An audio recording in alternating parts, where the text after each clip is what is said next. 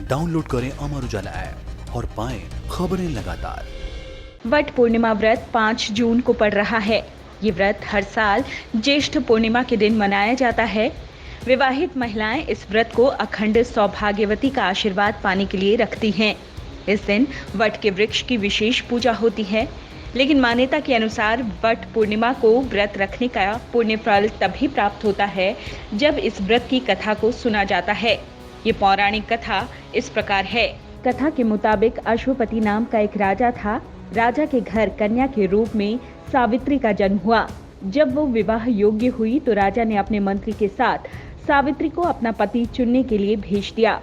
सावित्री ने अपने मन के अनुकूल वर सत्यवान को चुना। सत्यवान महाराज द्युमत्सेन का पुत्र था, जिसका राज्य हर लिया गया, जो अंधे हो गए और अपनी पत्नी सहित वन में रहते थे।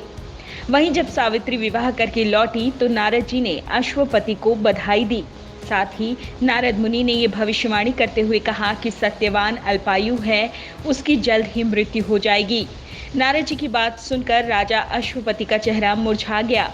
उन्होंने सावित्री से किसी अन्य को अपना पति चुनने की सलाह दी, लेकिन सावित्री ने उत्तर दिया कि आर्य कन्या होने के नाते जब मैं सत्यवान का वर्ण कर चुकी हूँ तो अब वे चाहे अल्पायु हों या दीर्घायु, मैं किसी अन्य को अपने हृदय में स्थान नहीं दे सकती।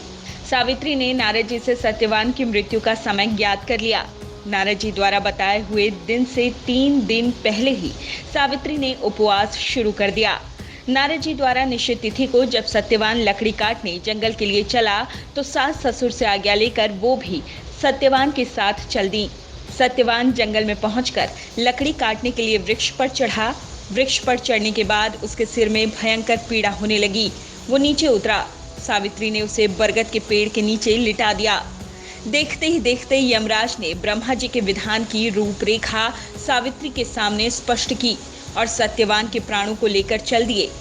कहीं कहीं ऐसा भी उल्लेख मिलता है कि वट वृक्ष के नीचे लेटे हुए सत्यवान को सर्प ने डस लिया था। सावित्री सत्यवान को वट वृक्ष के नीचे ही लिटाकर यमराज के पीछे पीछे चल दी।